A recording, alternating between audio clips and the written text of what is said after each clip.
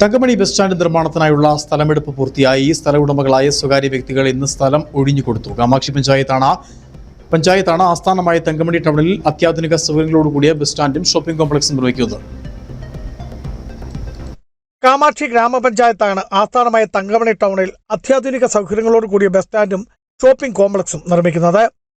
മന്ത്രി റോഷി അഗസ്റ്റന്റെ MLA ഫണ്ടിൽ നിന്നും 50 ലക്ഷവും നബാർഡിൽ നിന്നും 5 കോടി വായ്പ കണ്ടെത്തിയുമാണ് നിർമ്മാണം പൂർത്തിയാക്കുന്നത്.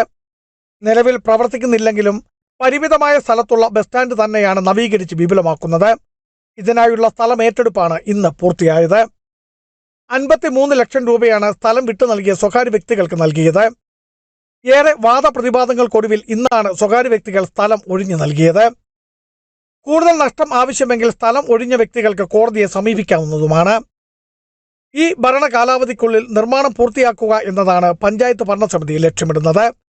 ബിജു വൈശൻ പറമ്പിൽ, ഇടുക്കി വിഷൻ ന്യൂസ്, ഇടുക്കി.